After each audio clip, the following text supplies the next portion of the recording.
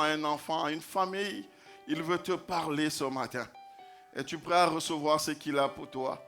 Je prie que ton cœur soit disponible et disposé. Pendant que vous entendrez ma voix sortir, ce ne sera pas la mienne. Ce sera celle de l'Esprit de Dieu qui parle à quelqu'un. Parce que ce matin, le Seigneur va changer des paradigmes. Il va changer des façons de penser et de faire. Laisse-toi simplement guider par lui. Amen, amen. Alors, bienvenue en ce lieu, bienvenue à la Cité de l'Amour. Pour ceux qui sont là pour la première fois, vous êtes au bon endroit. C'est un bon moment pour recevoir la parole de l'Éternel. Merci beaucoup à notre équipe de louanges qui nous a conduits dans des bons moments de louange et d'adoration. Nous bénissons le Seigneur et nous croyons qu'il a encore des gros projets pour nous.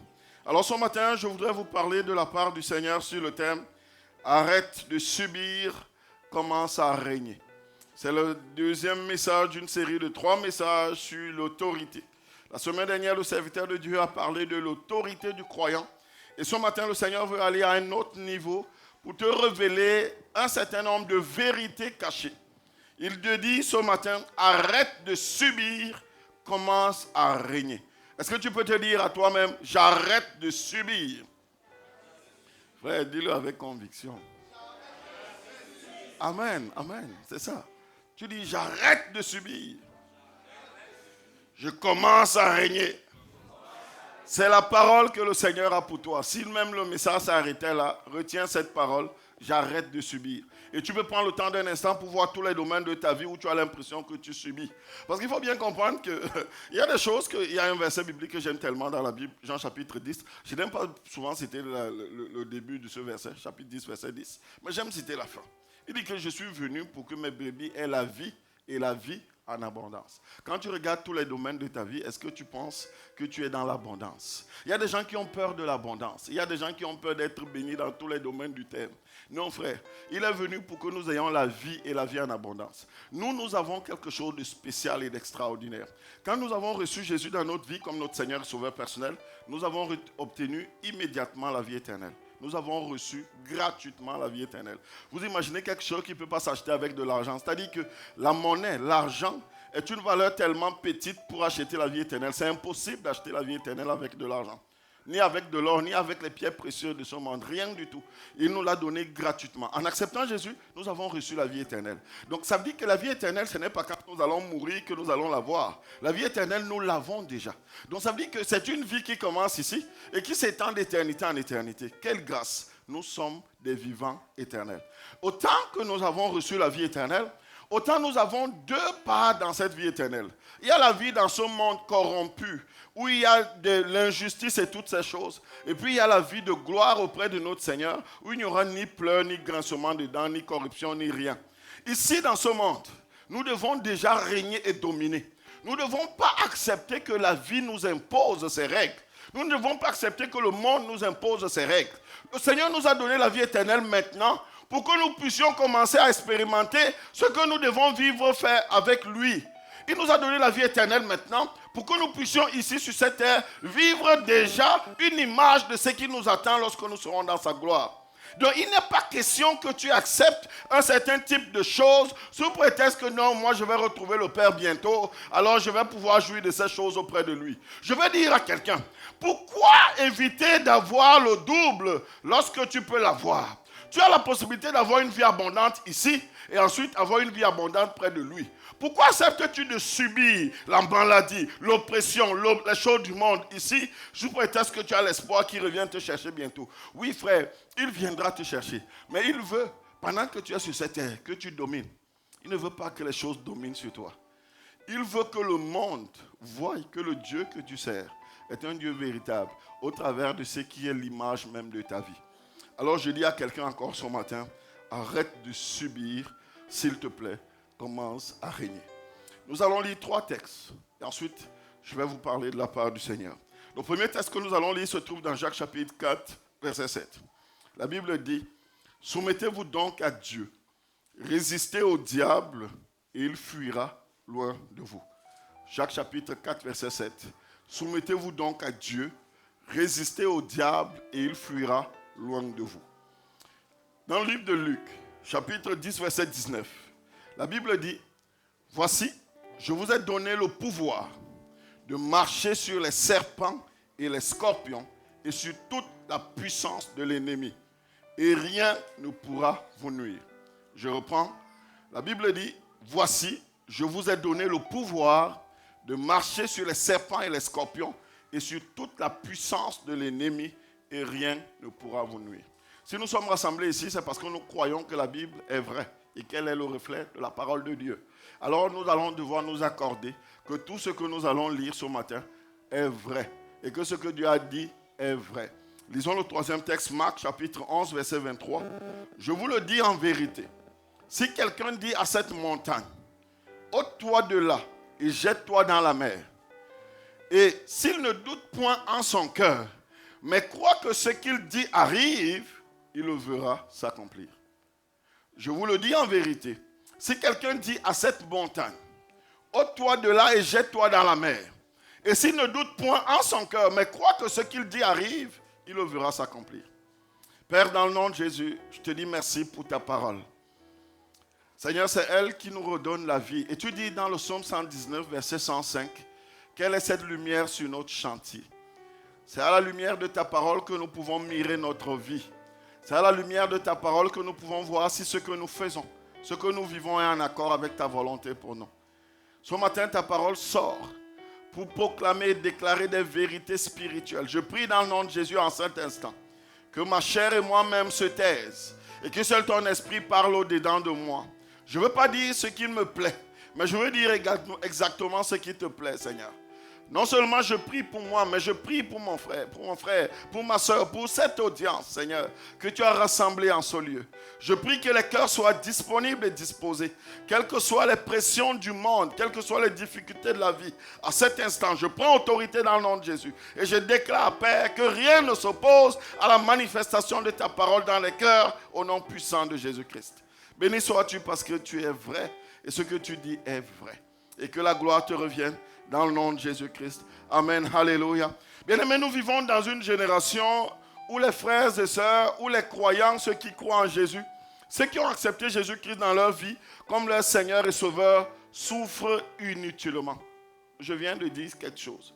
Nous souffrons inutilement. Nous vivons dans un temps où nous vivons des vies que Dieu n'a pas prévues que nous vivions. Mais là n'est pas le problème. Le problème, c'est que nous acceptons de vivre cette vie. Le problème, c'est que nous admettons que ça, c'est ce que Dieu a prévu pour nous. Il n'y a rien de plus dur pour un père, moi j'en suis un, de voir son enfant vivre une vie qui est contraire à ce qu'il pense être bon pour lui. Parce qu'on est d'accord qu'un enfant, quand il est un enfant, il n'a pas conscience de ce qui est bon ni de ce qui est mauvais. C'est ce qu'il a, il est l'âge de la conscience. Donc ça veut dire qu'en réalité, un bon père, un bon parent, il a une bonne volonté pour son fils. J'ai souvent l'habitude de dire que j'ai une fille de 7 ans. Je ne peux pas avoir pour volonté pour elle qu'à son âge, elle ait un iPhone 16. Non, je ne peux pas avoir cela pour volonté. Mais ce que je veux par contre, c'est qu'elle puisse réussir à l'ensemble de ses études. Je veux qu'elle puisse réussir à l'école. Je veux qu'elle puisse apprendre à connaître le Seigneur. C'est pour cette raison que je mets de l'effort, je mets du mien pour qu'elle puisse atteindre ses objectifs. Il faut qu'on comprenne que notre Dieu est pareil. Ce qu'il a comme projet pour nous sont des projets de bonheur. Tout ce qu'il veut, c'est que nous puissions réussir. Il veut que nous soyons en bonne santé. Il veut que nous soyons dans la joie, dans l'abondance et dans la grâce. Il ne veut pas que nous puissions être dans la souffrance. Vous savez, il y a un enseignement qui s'est répandu dans le milieu chrétien qui consiste à dire que Dieu est responsable de nos malheurs. Que tout ce qui nous arrive de mauvais relève de la volonté de Dieu. Que tout ce que nous passons par de mauvais, c'est pour la volonté de Dieu. Et on a souvent même l'habitude de dire, c'est pour sa gloire. Je vais, dans le cadre de ce message et dans les enseignements qui suivent, démonter cet enseignement. Et vous montrer que Dieu, il voit sa gloire autrement en nous que lorsque nous passons par des temps difficiles. Son désir n'est pas forcément que nous puissions subir les assauts de l'ennemi sous prétexte que c'est pour sa gloire. Donc beaucoup de gens vivent des choses inutiles dans leur vie. Beaucoup de chrétiens ne parviennent pas à vivre cette vie abondante à laquelle Dieu les appelle, simplement parce qu'ils ignorent quelque chose de fondamental. Non pas que c'est la volonté de Dieu, mais ils ignorent quelque chose de fondamental. L'autorité qu'ils ont reçue du Seigneur. Amen. Beaucoup de chrétiens ne parviennent pas à rentrer dans un certain niveau de grâce, de faveur, de gloire, parce qu'ils n'ont pas réussi à cerner à quel point Dieu leur a confié une part de son autorité. Frère, je veux dire à quelqu'un d'entrer, tout malheur ne vient pas de Dieu. Lorsque Christ est allé à la croix, il a dit quelque chose de puissant. Ce que je considère comme étant la phrase la plus célèbre du monde. Il a dit, tout est accompli. Frère, je ne sais pas à quel point toi tu vois la puissance de cette phrase. Tout, un mot, est, deux mots, accompli. 3 mots suffisent, frère. Je dis 3 mots suffisent pour que si tu les intègres dans ton esprit, tu vives une vie glorieuse. Lorsqu'il disait tout est accompli, il n'a pas dit que c'était une partie. Il n'a pas dit que c'était un domaine. Il a dit tout est accompli. En fait, si lui, Dieu est venu, c'est effectivement pour que tout soit accompli. Beaucoup de chrétiens reconnaissent la souveraineté de Dieu, mais ignorent ou négligent l'autorité que Dieu leur a confiée. Beaucoup de chrétiens croient tellement que Dieu est capable de tout. C'est-à-dire qu'il est premier en rang en autorité dans tous les domaines, et c'est vrai, mais ils ignorent ce qu'ils sont en lui. C'est pour cette raison qu'il y a peu, nous avons vu notre identité en Christ. Et maintenant, nous voulons voir notre autorité en lui. Beaucoup de chrétiens subissent donc la vie, parce qu'ils n'ont pas pris conscience que autant Dieu est souverain, autant il nous a donné une partie de son autorité. Et que parfois, c'est aussi simple que recevoir ce qu'il nous a donné et l'utiliser. Alors, je voudrais, dans le cadre de ce message, aborder 3 choses et ensuite nous allons prier. La première chose que je voudrais aborder, c'est que je voudrais te présenter clairement le sens de la souveraineté de Dieu. Dieu est souverain, mais il a délégué son autorité à l'homme. Dieu est souverain, mais il t'a délégué son autorité. Écoute-moi bien, frère, s'il te plaît, prête-moi ton attention. La souveraineté de Dieu veut qu'il soit à mesure de tout faire, qu'il soit partout au même moment, au même instant, qu'il soit omniscient, omnipotent.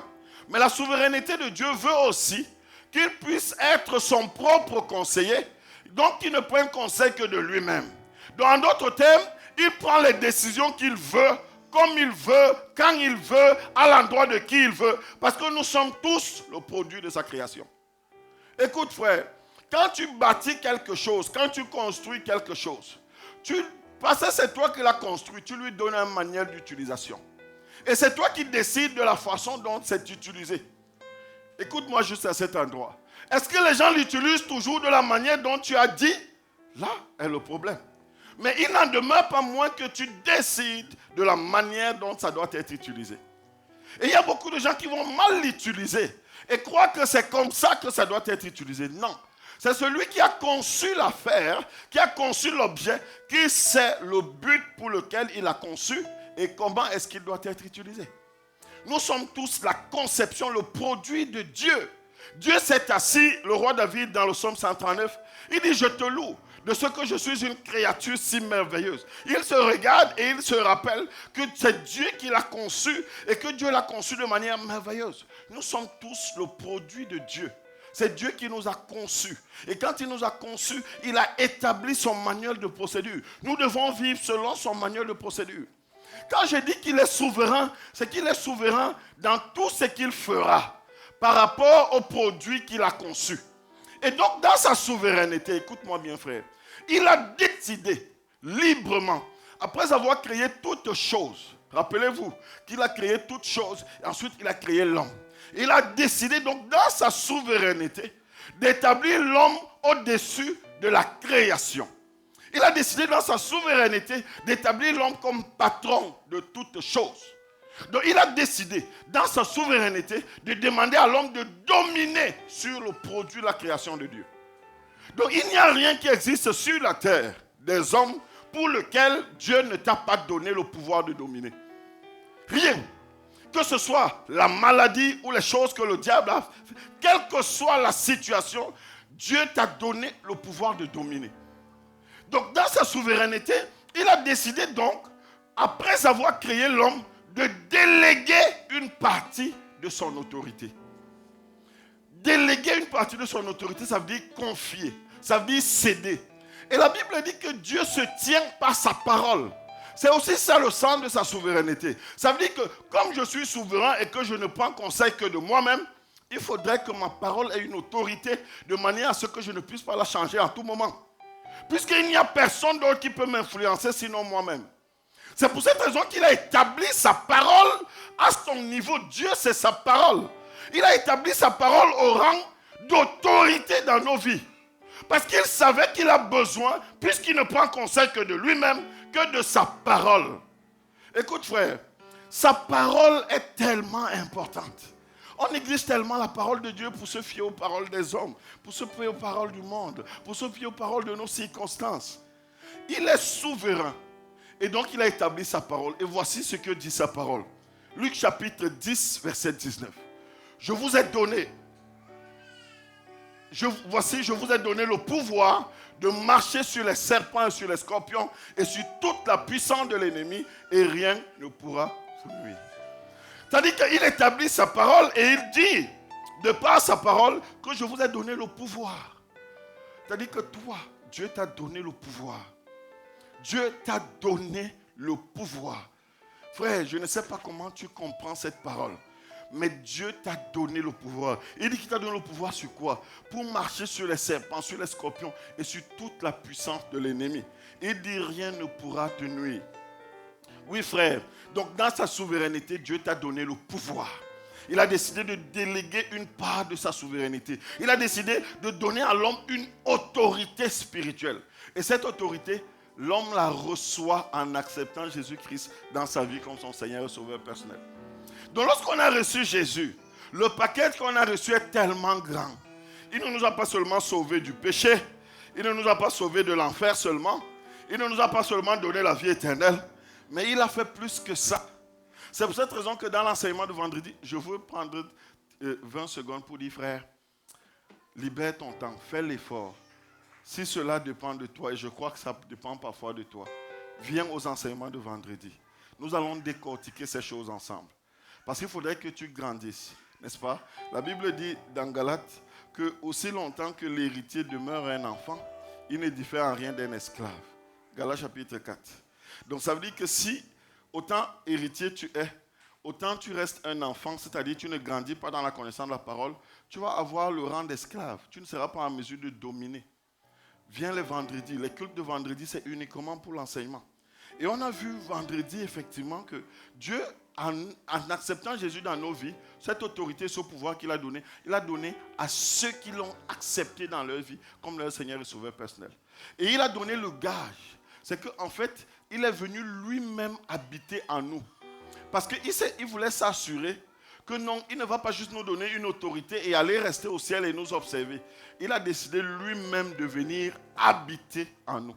Donc le Saint-Esprit est venu élire domicile en chacun de nous. Non pas pour être juste un spectateur de nos vies, mais pour manifester cette autorité que Dieu nous a donnée. Donc il nous a donné le pouvoir.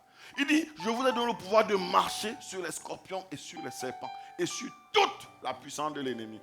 Donc ça veut dire qu'il n'y a personne qui, enfant de Dieu, né de Dieu, ayant reçu l'Esprit de Dieu en lui, a le droit de laisser l'ennemi marcher sur sa vie. Personne. Vous savez, moi je suis souvent humble avec le Seigneur. Il y a des défis dans ma vie où je sais que ça ne relève pas, c'est-à-dire ça relève de ma faiblesse spirituelle. Il y a des défis dans ma vie où je réalise que c'est parce que je ne prends pas autorité. Vous savez, c'est aussi ça l'humilité d'un enfant de Dieu.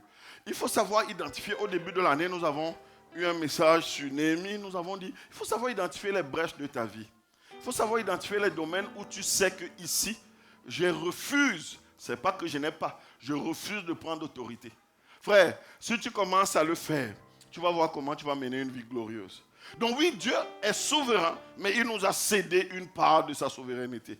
Il nous a donné le pouvoir. C'est pour ça que dans le premier texte que nous avons lu, Jacques chapitre 4, verset 7, il dit, soumettez-vous à Dieu. Résistez au diable et il fuira loin de vous. Pourquoi? Parce qu'il nous a donné le pouvoir. Comment est-ce que le diable peut fuir Si tu n'as pas une autorité, si tu n'as pas un pouvoir, je vous ai dit, on doit s'accorder. Vous savez, moi j'aime tellement la parole de Dieu que ce que je dis, parfois je peux me tromper, je peux dire des choses qui viennent de moi, mais la plupart du temps, le Seigneur m'aide afin que je dise uniquement ce qui est en accord avec sa parole.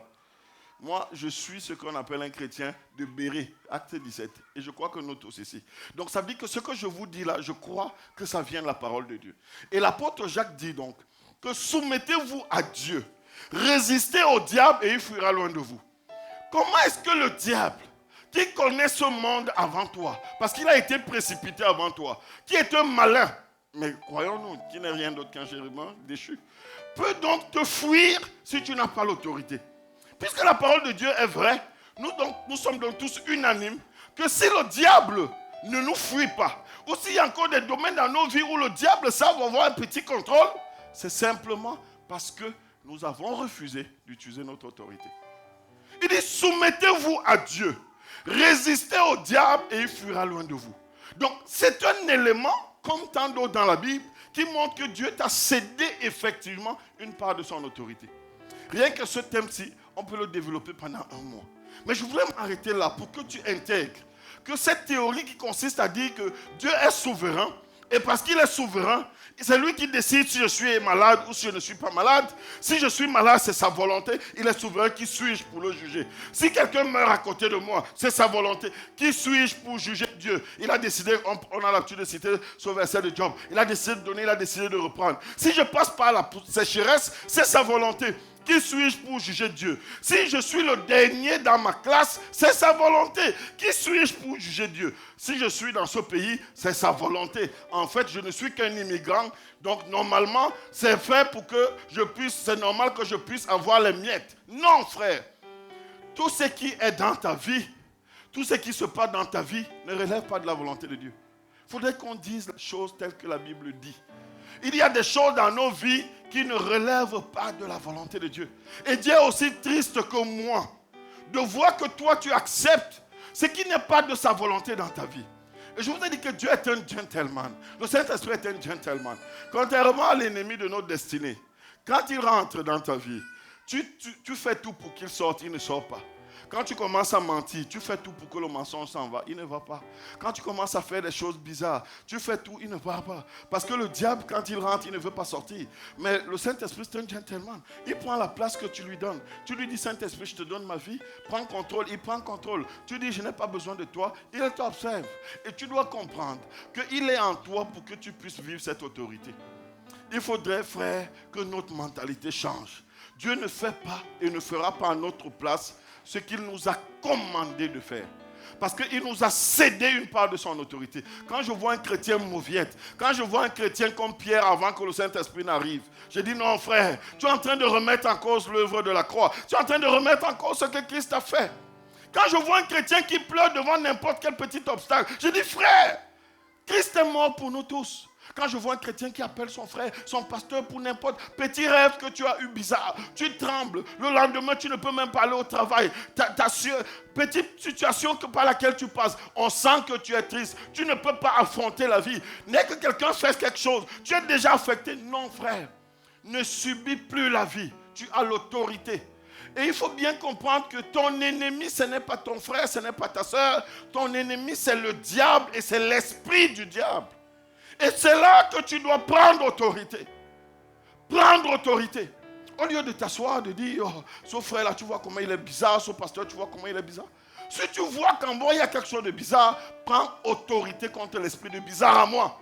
C'est de ça dont il est question, frère. Amen, amen. Dieu nous a mis ensemble. Il dit que le fort soutient le faible. Pour que lorsque quelqu'un manque d'usage de son autorité, que quelqu'un d'autre puisse l'aider. C'est pour ça que nous sommes une église. Une église, c'est un endroit où on se soutient les uns les autres. Donc tu as l'autorité, frère. Ne laisse plus à Dieu ou ne crois plus que Dieu va venir faire ce dont il t'a donné de faire. Amen, amen. Le problème dans ta vie, ce n'est pas que Dieu n'agit pas. Regarde cette situation le temps d'un instant. Et dis-toi que ce problème dans ma vie, aussi compliqué soit-il, ce n'est pas que Dieu n'agit pas en fait. Le problème, c'est que tu n'utilises pas l'autorité qu'il t'a donnée pour mettre un terme à cette situation. Il t'a donné le pouvoir. J'ai fait une vidéo que la communication va publier juste après ce message, ou peut-être d'ici demain matin. je t'encourage à l'écouter. Il t'a donné le pouvoir d'apporter à l'existence ce qui n'existe pas, comme il a fait. Et d'apporter à la non-existence ce qui existe dans ta vie, qui n'est pas en accord avec sa volonté. Alors apprends à identifier dans ta vie ce qui ne relève pas de ta volonté et prends autorité contre ces choses. Amen. Oui frère, j'ai reçu l'autorité de Jésus-Christ. Je marche sur toute la puissance de l'ennemi. Telle est la déclaration d'un enfant de Dieu. Le deuxième point que je veux te dire, c'est que oui, tu as l'autorité. Donc Dieu est souverain. Il t'a confié une partie de son autorité. Alors tu as l'autorité. Dans Marc chapitre 16, versets 17 et 18. Voici ce que la Bible dit. Voici les miracles. Écoute-moi bien frère. Parce que parfois on a l'impression que Dieu aurait dû remplacer ce texte en disant voici les miracles qui accompagneront les pasteurs, les prophètes. Non, il dit voici les miracles qui accompagneront ceux qui auront cru. Y a-t-il quelqu'un ici qui n'a pas encore cru? Si c'est le cas frère, tu peux dès maintenant donner ta vie au Seigneur. Et voici ce qui t'accompagnera. Il dit en mon nom, ils chasseront les démons. Ils parleront de nouvelles langues. Ils saisiront des serpents. S'ils boivent, oh my God, combien d'enfants de Dieu aujourd'hui ont tellement peur de mourir? Il dit, s'ils boivent quelques breuvages mortels, il ne leur fera point de mal. Ils imposeront les mains aux malades et les malades seront guéris. Ils imposeront les mains aux malades et les malades seront guéris. À quand remonte la dernière fois où un frère t'a appelé et t'a dit, frère, je suis malade. Tu as imposé les mains et la maladie est partie. À quoi remonte la dernière fois, frère, où tu as usé de l'autorité que Dieu t'a donnée pour libérer un captif? Pour rendre libre, vous savez, quand Jésus sort de cette période de 40 jours à laquelle l'Esprit le conduit, tenté par l'ennemi, la Bible dit que quand il sort du désert, il rentre dans sa ville, il entre dans la synagogue et il ouvre le livre d'Isaïe. La Bible dit dans Luc chapitre 4 qu'il va commencer à proclamer l'Esprit de Dieu est sur moi parce qu'il m'a oint. Qui ici n'a pas été oint par le Seigneur? Et quand il dit il m'a oint, il commence à annoncer ce pourquoi l'Esprit l'a oint. Et voici ce qu'il dit pour toi et pour moi. Il dit qu'en son nom, tu imposeras les mains aux malades et les malades seront guéris. Moi, je crois fermement à la parole de Dieu. Et tant que je ne l'exerce pas, je ne peux pas confirmer cette autorité. Si tu veux voir la vie que Dieu veut que tu aies, commence à appliquer à ta propre vie ce que Dieu dit dans sa parole. Déclare ce qu'il faut dans ta vie, frère. N'accepte pas une situation qui est contraire à la volonté de Dieu comme étant sa volonté. Dans Éphésiens chapitre 2, verset 6, la Bible dit que nous sommes assis avec Christ dans les lieux célestes au-dessus de toute domination et autorité. Il dit qu'il nous a ressuscités ensemble. Ensemble, il nous a ressuscités. Parce que nous étions tous morts. Plus haut, l'apôtre Paul dit que nous étions morts par nos offenses, etc. Et il va donc plus loin en disant, il nous a ressuscités ensemble. Et après nous avons ressuscité ensemble, il nous a amenés avec lui. Il nous a fait asseoir spirituellement. C'est une position spirituelle. Et ce n'est pas une simple position spirituelle, c'est une position d'autorité. Il nous a fait asseoir dans les lieux célestes en Jésus-Christ. Frère, là où tu es spirituellement, tu n'es pas assis au niveau du diable. Tu n'es pas assis au niveau du monde. Tu n'es pas assis au niveau de tes problèmes. Tu n'es pas assis au niveau des obstacles, des géants de ta vie. Regarde, tu es assis ici et tes obstacles sont ici. Donc ça veut dire que tu restes de la troisième position d'autorité. C'est-à-dire le troisième, c'est dans lequel tu es. Et tu observes les problèmes. Tu observes les situations. Mais comment est-ce que ça fait? Ça arrive que ce qui est en dessous de toi puisse t'impacter. C'est simplement parce que toi-même, tu décides de descendre. Or, lui, il t'a fait asseoir au même niveau que lui. Je crie au Seigneur. J'ai crié au Seigneur pendant cette semaine. J'ai dit, Seigneur, amène-moi à user de cette autorité. À vivre toutes les dimensions de l'autorité que tu m'as donnée. Tu as l'autorité, frère. Il dit, il t'a fait asseoir. Dans Matthieu chapitre 28, il dit, tout pouvoir nous a été donné dans le ciel et sur la terre. Il dit, tout pouvoir nous a été donné. Il dit, allez donc, faites de toutes les nations des disciples. Et quand il dit, allez faire de toutes les nations des disciples, il les baptise au nom du Père, du Fils et du Saint-Esprit, enseignant leur à absorber tout ce que je vous ai prescrit. Et voici, je suis avec vous tous les jours jusqu'à la fin du monde. Cette instruction qui est la dernière parole de Jésus confirme en quoi nous avons reçu ce mandat, ce pouvoir, cette autorité. Ce n'est pas une supplication que Dieu nous a faite. Ce n'est pas quelque chose qui va arriver. Il dit qu'il nous a déjà donné le pouvoir. Frère, dans le Seigneur, tu as l'autorité. Regarde, tout est une question de mentalité. Comment est-ce que tu te vois face aux situations de ta vie? Comment est-ce que tu te vois face aux problèmes? Vous savez, moi, le Seigneur m'a beaucoup touché. Il m'a vraiment parlé. Vous savez, moi, j'ai mon frère jumeau qui est ici. J'ai ma femme qui est là. Ils sont peut-être ceux qui me connaissent le plus dans cette église. J'ai été quelqu'un qui a eu un chemin avec le Seigneur. Moi, je m'identifie. Quand je cite souvent mes héros dans la foi, je vous ai souvent parlé d'Élie, d'Élisée. Mais je peux citer aussi Pierre. Moi, je suis un peu comme Pierre. Vous savez, Pierre, c'est quelqu'un qui avait beaucoup de problèmes. Il avait beaucoup de défauts. Il avait beaucoup d'inconfort. Mais Dieu l'a amené à un niveau de grâce, à un niveau d'autorité sans pareil. Pierre, c'est quelqu'un qui ne savait pas parler aux gens avec autorité avant que quelque chose n'arrive dans sa vie. Moi, j'étais quelqu'un qui avait plutôt un sens un peu contraire. J'étais dans l'ignorance sans savoir que je suis ignorant. Je croyais que j'avais l'autorité, en réalité, je n'en avais pas. Donc, je pouvais gronder, mais ça n'apportait rien. Vous savez, j'ai souvent l'habitude de le dire avec l'autorisation de ma femme. Les premières années de mon mariage n'ont pas été faciles. Pas facile dans le sens où tous les jours avec ma femme, on se chicanait. Non, on ne se comprenait pas beaucoup. Nous vivions dans 2 pays différents. Ma femme vivait en Allemagne, moi je vivais au Cameroun. Et nous n'avons pas eu toujours le temps ensemble, de passer beaucoup de temps ensemble. Et moi j'avais été éduqué sur une certaine façon de voir les choses. Imposer les choses, croire que tout c'est gronder, gronder, gronder. Ma femme c'était le contraire. Elle a grandi dans la foi chrétienne. Très tôt, elle a appris les choses que moi j'ai appris plus tard. Donc parfois quand je grondais, je voyais plus tard combien ma femme avait plutôt pitié de moi. En fait, je pensais que j'exerçais mon autorité par la force et la violence. Mais en réalité, je créais plutôt l'effet inverse. Et quand Dieu m'a appris que je n'ai pas besoin de prouver à ma femme que j'ai l'autorité, que j'ai effectivement cette autorité, et que l'autorité que j'ai reçue, ce n'est pas contre la chair, ce n'est pas l'autorité sur ma femme, ce n'est pas l'autorité pour gronder, pour bafler, pour crier fort, ce n'est pas l'autorité pour qu'on sente que c'est le frère Cyril, c'est l'autorité pour amener à l'existence ce qui n'existe pas. Je vois qu'il y a un problème dans le cœur de ma femme, dans l'habitude de ma femme. J'ai l'autorité pour changer ça dans le règne spirituel. J'ai l'autorité de me mettre à genoux et de dire, Seigneur, l'épouse que tu m'as donnée, tu l'as faite parfaite. Et je déclare dans le nom de Jésus que ce que tu as dit dans sa parole arrive. Frère, dans le Seigneur, je vis un mariage heureux. Avec ma femme, on est heureux. Et je le dis, elle est là. Parce que nous avons appris à comprendre que tout est une affaire d'autorité dans le règne spirituel. Je veux dire à quelqu'un, quels que soient les défis par lesquels tu passes, quelles que soient les situations par lesquelles tu passes, quel que soit ce que tu penses devenir être le quotidien que Dieu t'a imposé, il n'en est pas du tout. Dieu t'a donné le pouvoir d'amener à l'existence ce qui n'existe pas. Il t'a donné le pouvoir de vivre la vie glorieuse qu'il te donne.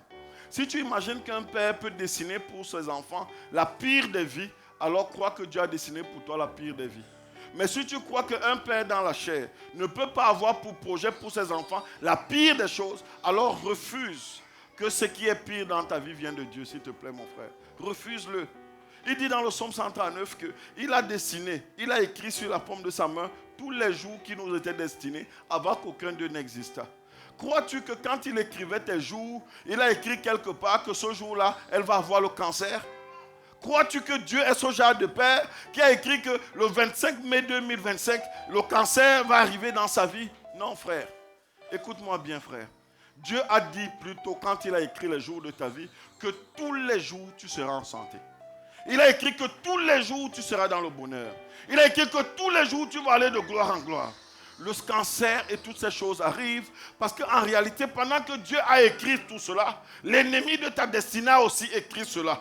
Parce que Dieu sait que tu as besoin d'être en santé. Il sait que tu as besoin d'être heureux. Il sait que tu as besoin de te marier. Il sait que tu as besoin de vivre cette vie abondante. Mais l'ennemi de ta destinée, quel qu'il veut, il veut que tu vives le contraire de ce que Dieu a fait pour que tu puisses régner Dieu, pour que tu puisses t'éloigner de Dieu, pour que tu puisses subir les assauts du monde, pour que tu puisses devenir esclave du monde, que tu dépendes des solutions du monde. Parce que quand tu es malade, il va falloir que tu dépendes des solutions du monde. Quand tu es ceci, l'ennemi de ta destinée, c'est ça qu'il veut. Mais Dieu dit, moi je t'ai donné le pouvoir de refuser que cela devienne ton partage. Je parlais avec un de mes fils cette semaine. Il m'a dit, et je lui faisais une exhortation sur ce thème. Il m'a dit, mais pasteur, pourquoi est-ce que certaines choses, donc, nous les vivons? Pourquoi est-ce que telle chose arrive? Je lui ai dit, mon fils, Si ça arrive, c'est parce que nous n'avons pas pris notre autorité. Et nous n'avons pas proclamé cela. Savez-vous combien de temps Adam a vécu? Adam a vécu 930 ans. Il a fallu 930 ans, je pense, à Adam pour que le diable mette dans son esprit qu'il pouvait mourir. J'ai dit, il a fallu 930 ans pour que le diable intègre dans l'esprit d'Adam qu'il pouvait mourir. Vous savez, il y a beaucoup d'entre nous à qui le diable a intégré très vite des choses dans notre esprit et nous avons accepté cela comme des paroles d'évangile. Nous avons accepté cela. Cet enfant ne peut jamais guérir. C'est la volonté de Dieu qu'il soit comme ça. Cette femme ne peut jamais se marier. C'est la volonté de Dieu qu'elle soit comme ça. Ce monsieur n'aura jamais la joie dans son couple. C'est la volonté de Dieu qu'il soit comme ça. Frère, ce n'est pas la volonté de Dieu. Et moi, j'ai appris à refuser cela dans la vie de mes frères, dans la vie de mes soeurs. Si vous voulez pour vous accepter ces situations, mais moi, je les refuse dans vos vies. Quand je prie pour vous, je proclame que seule la volonté de Dieu s'accomplisse. Je proclame que tous les desseins et les projets des dons des ténèbres ne s'accomplissent pas. Je n'ai pas peur de voir mes frères dans une abondance énorme. Je n'ai pas peur de voir mes frères heureux dans tous les domaines du terme. Parce que c'est ce que Dieu a prévu. Alors je vais dire à quelqu'un, tu as l'autorité. Permets-moi de te dire, de te prendre quelques exemples pour te montrer le principe de l'autorité en action. Le principe de l'autorité en action. Je te montre quelques exemples dans la Bible. De personnes qui ont compris que oui, ils ont l'autorité en Dieu. Je commence par Moïse devant la mer Rouge. Dans Exode chapitre 14, versets 15 et 16, la Bible dit, l'Éternel dit à Moïse, pourquoi cries-tu vers moi? Écoute bien, frère. Je n'aurai pas le temps de te donner le contexte, tu peux relire. Il dit, pourquoi cries-tu vers moi? Ne crie plus vers moi. Ne viens pas te lamenter vers moi. Ne viens pas me supplier. Plutôt, parle aux enfants d'Israël et qu'ils marchent. Frère, ils ont devant eux la plus grosse mer de leur époque. Et les gars sont dans l'inquiétude. Je ne sais pas quelle mer se dresse devant toi. Ils sont dans l'inquiétude. Et le Seigneur leur dit, pourquoi criez-vous vers moi? Dis aux enfants d'Israël, c'est moi votre Dieu. Et c'est ce qu'il dit à quelqu'un ce matin. Pourquoi cries-tu? Pourquoi as-tu peur? Pourquoi pleures-tu? C'est moi ton Dieu et je te dis, marche. Il dit, je te dis, avance. Il dit, marche. Il dit, toi, lève-toi, lève ta verge, étends ta main sur la mer et fends-la. Il dit, étends ta main et fends-la. Et les enfants d'Israël entreront au milieu de la mer à sec. Frère, voilà ce que Dieu a dit du peuple d'Israël. Et nous savons que ce qu'il a dit s'est accompli. Il dit, cette mer rouge qui se dresse devant toi, ne pleure pas, ne te lamente pas, ne crie pas à la victime. Avance avec foi. Avance avec foi. Fais-moi confiance. Et la Bible dit que le peuple d'Israël a obéi. Moïse a fendu la mer et la mer s'est fendue en deux. Et le peuple a avancé. Le peuple a avancé. Beaucoup de chrétiens continuent de pleurer devant leur mer rouge. Quelle que soit cette mer rouge, frère, ce n'est pas juste un message ordinaire. C'est quelque chose pour te susciter, pour te challenger. C'est l'Esprit de Dieu qui te dit, avance. Avance. N'aie pas peur. Lorsque le roi David, dans 1 Samuel 17, verset 45, lorsque le roi David, jeune dans son état, vous connaissez tous l'histoire, on a déjà eu à prêcher là-dessus, il se retrouve devant Goliath, ce Philistin géant, alors que lui n'était même pas aguerri pour la guerre. Il va se retrouver devant ce Philistin. Il va dire, tu marches contre moi avec l'épée, la lance et le javelot, et moi je marche contre toi au nom de l'Éternel des armées, du Dieu des troupes d'Israël que tu as insulté. David ne s'est pas présenté devant Saül et a commencé à crier que Seigneur, j'ai besoin de ton secours. Il dit non, toi tu as tes armes de la chair, moi j'ai Jésus. Et parce que j'ai Jésus, je vais te terrasser. Et la Bible dit que David a terrassé Goliath. Le Goliath qui se dresse devant toi n'est rien d'autre qu'un Goliath, effectivement. C'est-à-dire quelque chose pour qui Dieu t'a donné l'autorité. Ce n'est rien d'autre. Il a juste besoin, Dieu a besoin que tu l'exerces. Il a besoin que tu l'exerces. Il ne veut pas que tu continues de supplier le monde, que tu continues parfois même de supplier Dieu. Non, frère, je vais sur quelqu'un. Il veut que tu commences à parler au Goliath. Il veut que tu commences à parler aux situations. Il veut que tu commences à indexer les situations à leur nom. En disant, tu leur dis dans la prière par leur nom. Tu les appelles par leur nom. Que je vais te terrasser. Toi, masturbation, je vais te terrasser. Parce que j'ai l'autorité. Quand tu vois aujourd'hui combien ce péché tue la jeunesse. Détruit la foi des jeunes. J'ai dit, frère, vous avez l'autorité. Vous avez l'autorité de vaincre.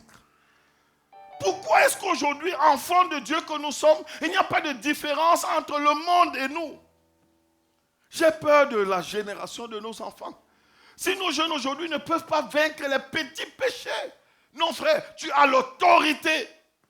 Tu as l'autorité. Il faudrait que tu l'exerces. David n'avait que 17 ans certainement. Au moment où il parle à un géant qui terrassait le peuple de Dieu. Qu'est-ce qui te terrasse aujourd'hui? Pourquoi cèdes-tu face aux petits assauts du monde des ténèbres? Qu'est-ce que vous croyez que l'église est? Vous croyez que l'église c'est juste un rassemblement de personnes comme ça qui viennent acclamer? Non frère. L'église c'est un endroit où les gens d'autorité se rassemblent. Ils se rassemblent pour adorer Dieu. Tu imagines un peu un rassemblement des généraux. Ils se rassemblent pour adorer Dieu. Et ils renouvellent leurs forces ensemble. Et ils vont dans la bataille du monde. Pourquoi quand tu viens à l'église, tu passes 2 heures de temps, tu rentres dans le monde, le premier péché te terrasse. On a l'impression que tu n'es pas à l'église. Non, frère, si tu es un enfant de Dieu, tu dois comprendre que tu as l'autorité. Et l'église, tu dois te retrouver au milieu des frères. Tu dois voir le frère qui réussit. Tu vois la soeur qui réussit. Tu vois tel frère qui parvient à prier. Là où tu n'as pas la force de prier, tu vois que si elle peut, moi aussi je peux. Et puis c'est comme ça que tu avances. C'est ça l'église que le Seigneur vient chercher. Tu as l'autorité, mon frère. Tu as l'autorité. L'apôtre Pierre, dont je vous disais que c'est l'un de mes modèles. Je vous ai dit, il était un peureux, un poltron. C'est à lui que Jésus, c'est lui qui était le compagnon fidèle de Jésus. Il marchait avec lui 3 ans et demi, il était à ses pieds. Mais la première fois où le gars devait montrer qu'il aime vraiment Jésus, devant la servante d'un grand prêtre, il ne sait même pas, il n'a même pas eu à réfléchir. La Bible ne nous dit pas qu'il a pris du temps pour réfléchir, non. Aussitôt qu'on lui a dit, toi aussi tu es de l'heure, il a dit non, je ne le connais pas. Pas 1 fois, 3 fois. Et la Bible dit que le même Pierre, lorsque Jésus ressuscite, il leur apparaît, il leur enseigne à nouveau l'autorité. Il leur demande de rester sur place et d'attendre le Saint-Esprit. Et lorsque l'Esprit de Dieu est venu dans Acte 2, la Bible dit que le même Pierre, celui qui avait peur de la servante d'un prêtre, le voici désormais devant le peuple. Il va prêcher. Et c'est 3000 personnes, 3000 hommes qui vont donner leur vie au Seigneur. La Bible dit c'est 3000 qui vont donner ce jour-là. Quelque temps après, d'autres encore. L'église va se reprendre à cause d'un homme qui a su discerner que désormais, je ne suis plus le même. J'ai l'autorité de chasser les démons. La Bible dit que les gens vont l'arrêter. Non, avant que les gens ne l'arrêtent, il va continuer de prêcher. Dans Actes chapitre 3, et c'est le verset que je vais citer maintenant. La Bible dit qu'il se retrouve devant le temple, à l'heure de la prière, avec son frère Jean. Il monte dans le temple. Et voici un homme, un boiteux de naissance, est assis là. Le boiteux de naissance est assis là depuis longtemps. Il demande l'aumône. La Bible dit qu'il regarde. Et Pierre, il lui dit, s'il te plaît, je veux une pièce. Et Pierre, qui quelque temps plus tard, parce qu'il n'avait pas compris l'autorité qu'il avait, pouvait lui donner une pièce. Il refuse de lui donner une pièce. Parce qu'il n'en avait plus. Ce qu'il avait, c'était l'autorité. Il dit, moi, je n'ai pas d'argent. Moi, je n'ai pas d'or. Mais ce que moi j'ai, je te le donne. Au nom de Jésus, lève-toi et marche. Et la Bible dit, frère, que ce n'est pas une pièce d'argent qui devait continuer à rendre ce monsieur mendiant qu'il a donné, mais il a donné la guérison. Il a donné la liberté. Frère dans le Seigneur, si nous sommes des enfants de Dieu, à moins que ce soit juste un slogan, nous devons apprendre à donner la vie au monde. Nous devons apprendre à donner la vie à nos familles. Parce que nous avons cette autorité. Nous devons apprendre à changer les circonstances. Hier, nous avions une sortie d'évangélisation. Nous avions un bon temps d'évangélisation. Et pendant qu'on était en train de rassembler les choses, à la fin de la journée, je bénis le Seigneur pour mon fils Joël, qui a été là avec nous, qui nous a tellement soutenus. Un bien-aimé est venu me voir. Il m'a dit, pasteur, j'ai à cœur de te faire un témoignage. Il m'a dit, et quand il parlait, il y avait l'émotion, les yeux étaient remplis d'eau. Il m'a dit, cette semaine, quelque chose s'est passé dans ma vie. Voici 17 ans que j'ai confié ma vie au Seigneur. Mais je n'avais jamais exercé l'autorité que Dieu m'a donnée. Je voyais tellement de gens autour de moi malades et tout, je ne pouvais jamais prier. Mais dernièrement, je passais et j'ai vu un homme qui était boiteux. Il avait les béquilles. Et j'étais avec ma famille et Dieu m'a dit, garde et prie pour lui. Et puis il dit, j'avais honte. Je ne voulais pas directement garer devant lui, je suis allé garer loin. Et je suis venu, j'ai trouvé le moyen pour venir vers lui et je lui ai dit, monsieur, est-ce que je peux prier pour vous? Il dit, non, moi je ne connais pas la religion, je ne suis pas dans ces choses, je ne crois pas en Dieu, je suis athée. Il dit, oui, tout ce que je veux, c'est prier pour vous. J'ai envie d'apporter un peu de paix dans votre cœur et je crois que Dieu m'a demandé de le faire, je veux juste prier. Il dit, fais ton affaire. Il dit, il a juste posé les mains. Il a commencé à déclarer que, Père, tu as déclaré que par tes blessures, ta maîtrise, nous sommes guéris. Dans le nom de Jésus, je proclame la guérison dans le corps de cet homme. Il dit, à cet instant, cet homme qui avait 2 béquilles a commencé à sentir que ses pieds se redressaient. Et il ne voulait pas croire parce qu'il venait de dire qu'il ne croit pas en Dieu. Mais il voit comment le visage de l'homme change. Il dit, oh monsieur, marchez.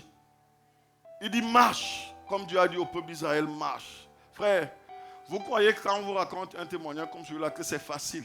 Mais ça prend la foi. Parce qu'à un moment donné, tu es en face de toi. Soit l'humiliation du monde, mais où est le problème? Est-ce que tu le fais par tes forces? C'est Dieu. Soit tu le fais, soit tu ne le fais pas. Il dit marche. Et le monsieur sentant que ses pieds étaient devenus différents, il dit à ta parole, oui, je vais marcher. Il a commencé à marcher. Et en marchant, il a jeté les béquilles. Comme exactement ce qui s'est passé dans Actes. Il dit en baissant les béquilles, il a commencé à dire Alléluia, Amen, Amen. Celui qui disait qu'il ne connaît pas Dieu. Il a commencé à crier Alléluia. Parce qu'il vient de voir que ce qui vient de se passer, ce n'est pas quelque chose d'ordinaire. Et il me raconte qu'il attendait son bus. Et pendant qu'il attendait son bus, le bus était en train de passer. Il devait marcher plus fort. Il a commencé celui qui ne marchait pas. Il a commencé à aller plus vite. Ensuite, il a commencé à courir en criant Alléluia. Il ne sait pas s'il reverra cet homme. Mais oui, frère, il a exercé son autorité. Et cet homme a été guéri. Le Seigneur veut que nous puissions exercer cette autorité. Il nous a donné le pouvoir. Pierre et Jean vont proclamer et cet homme va être guéri. Aujourd'hui, je veux que nous apprenions à proclamer dans nos vies et dans les vies des autres. Je termine en 2 minutes en te donnant 4 étapes pour vivre l'autorité du croyant. 4 étapes. Et ces étapes, je les trouve dans Marc chapitre 11, verset 23. Le 3e texte que nous avons lu. La Bible dit, si quelqu'un dit à cette montagne, c'est pas moi qui dis, c'est Jésus. Il dit, si tu dis à cette montagne, ôte-toi de là et jette-toi dans la mer. Et si tu ne doutes point en ton cœur, mais crois que ce que tu dis, voilà, c'est ça ici, mais crois que ce que tu dis arrive, tu le verras s'accomplir. Voilà ce que Jésus dit. Frère, quelle image qu'une montagne qui se jette dans la mer. Il n'y a rien de plus difficile que ça. Il n'y a vraiment rien de plus difficile. Mais Jésus dit que tu as le pouvoir. Moi, ça c'est l'un de mes versets préférés. Marc chapitre 11, verset 23. Tu peux le retenir. Moi, je peux le réciter. Si quelqu'un dit à cette montagne, ôte-toi de là et jette-toi dans la mer. Et s'il ne doute point en son cœur, mais croit que ce qu'il dit arrive, il le verra s'accomplir. Je le dis à moi-même. Frère, je dis à quelqu'un, ça c'est ta parole aussi. Et voici donc 4 étapes que tu dois appliquer pour vivre ton autorité. Premièrement, ne parle plus à Dieu de tes montagnes. Quand tu pries, adore Dieu, loue-le. Parle comme si tu parlais à ton Père.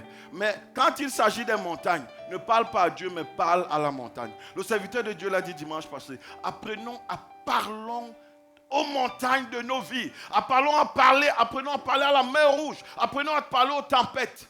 Parce qu'il dit, il nous a donné quoi? Le pouvoir. Il dit, si tu dis à cette montagne, il n'a pas dit si tu me demandes moi de chasser la montagne. Il n'a pas dit si tu demandes au pasteur de chasser la montagne. Il dit, parle à cette montagne. Et si tu dis, ôte-toi de là et jette-toi dans la mer. Frère, apprends non seulement à identifier, j'aurais pu commencer par dire, apprends à identifier les montagnes de ta vie. Parce qu'il y a des gens qui ne comprennent pas que certaines choses dans leur vie sont des montagnes. Identifie les montagnes de ta vie. 1. 2. Parle aux montagnes. Parle aux montagnes. Ne te limite pas à croire en silence. Il y a des gens qui croient en silence, qui disent oui Seigneur, je crois que tu peux le faire, mais c'est dans son cœur. Non frère, il n'a pas dit dans le cœur, il dit parle. C'est pour ça que quand tu pries, proclame la parole. Quand tu veux voir quand tu pries pour tes enfants, proclame ta parole de Dieu sur eux. Prophétise sur leur vie. Quand tu pries sur tes finances, parle à tes finances. Parle aux situations de ta vie. Parle à ton travail. Parle à ces choses. Ordonne. Suspends, arrête, établis. Fais tout ce que tu veux, mais parle à la montagne. Arrête de parler aux hommes de ta montagne, frère. Arrête de crier au scandale. Arrête de crier à la victime. Parle à la montagne. Parle à la montagne. Combien de temps tu passes à dire combien ta vie ne marche pas? Combien de temps tu parlais à cette vie? Parle à la montagne, mon frère. La foi doit être parlée. Retiens-le. La foi doit être parlée. Parce que c'est quand tu exprimes ce que tu crois que tu peux voir cela s'accomplir. Parle à la montagne. Deuxième chose qu'il te demande, résiste au diable. Frère, ne pas se plaindre. C'est la marque des enfants de Dieu. Mais s'opposer fermement aux attaques de l'ennemi, c'est la deuxième marque des enfants de Dieu. Il ne faudrait pas que tu te limites à te plaindre. Non, ne te plains pas. Parle à la montagne. Et après avoir parlé à la montagne, frère, résiste au diable. Jacques chapitre 4, verset 7. Soumettez-vous à Dieu et résistez au diable. Donc en même temps que tu te soumets à Dieu, résiste au diable. Le Seigneur n'a jamais dit que parce que tu as l'autorité, le diable ne cognera pas à ta porte. Il n'a pas dit que parce que tu as l'autorité, tu ne sais... Écoute frère, il y a une triple dimension dans la vie de l'homme. J'ai été long, mais je termine par là. Et seules deux parties de l'homme sont sauvées à date. L'âme et l'esprit. Le corps de l'homme n'est pas sauvé. Et parce que le corps n'est pas sauvé, puisqu'on a besoin de ce corps pour vivre ici. Parce que ce monde, c'est un monde corrompu. Donc ça veut dire que dans ce monde corrompu, le prince de ce monde, c'est le diable. Donc ça veut dire que dans ce monde, il y aura l'injustice, il y aura la corruption, il y aura le mensonge, il y aura tout ça. Les enfants de Dieu, tristement, se baignent dans ça. Non, frère, ce n'est pas parce que tu es dans ce monde que tu es de ce monde. Tu n'es pas de ce monde. Alors, pendant que tu parles à la montagne, résiste au diable. Parce que tant que tu es dans cette vie, tant que ton corps n'est pas sauvé, tu as besoin de résister au diable. J'ai un ami, je ne connais pas, mais je le suivais tant. Et j'ai été tellement triste, comme rarement depuis ces derniers temps. Parce que j'ai appris sa mort, fusillé par un agent que le diable a préparé. Il s'appelait Charlie Kirk. C'est un militant chrétien américain. Je vous encourage de lire l'histoire de cet homme. Je dis c'est mon ami parce que je sais qu'on va se retrouver au ciel. Et nous allons célébrer la gloire de Dieu. Il est mort à 31 ans et demi. Mais ce que cet homme a apporté dans sa génération ne va jamais s'éteindre. C'est un homme qui a laissé Dieu l'utiliser. Aujourd'hui, on a l'impression que notre impact est aussi simple. Non, frère, Dieu veut que nous ayons de l'impact. L'âge n'est pas un indicateur pour ne pas voir l'impact. Tu dois créer de l'impact. Et pour cela, tu dois résister au diable. Parce qu'un petit scandale va brûler ton impact.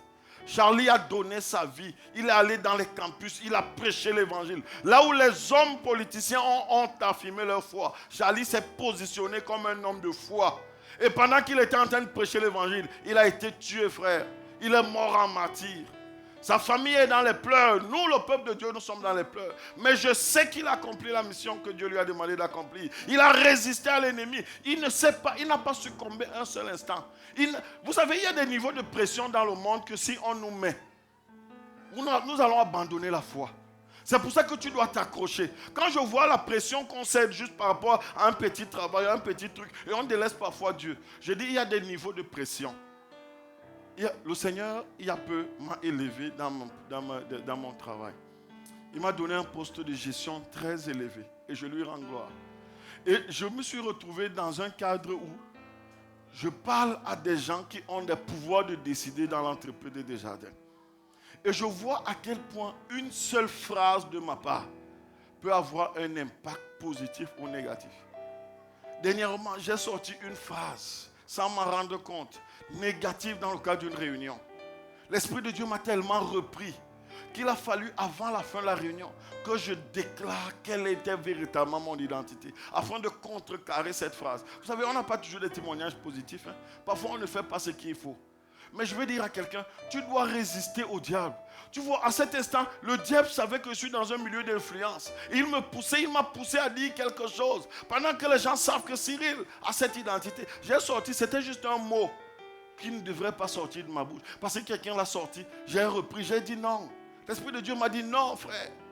Tu es au milieu d'eux, mais tu es un fils. Tu dois résister au diable. Et là, j'ai repris main et l'Esprit de Dieu m'a donné la force et le courage. Et j'ai dit quelque chose qui m'a permis de réaffirmer mon identité. Frère dans le Seigneur, résiste au diable. Ça, c'est la deuxième action. Résiste au diable. Troisième chose, déclare la parole de Dieu. La foi agit par quoi? Par la bouche. Quand tu crois, tu dois le proclamer. Tes paroles créent une réalité spirituelle, frère. La Bible dit, dans le psaume 18, verset 21, La mort et la vie sont au pouvoir de la langue. Quiconque l'aime en mangera les fruits. La vie et la mort, tu peux proclamer la vie comme tu peux proclamer la mort. Et enfin, frère, marche dans la conscience de ton identité. Parle aux montagnes de ta vie. Arrête de parler aux gens de tes montagnes. Parle aux montagnes. Résiste au diable. Déclare la parole de Dieu.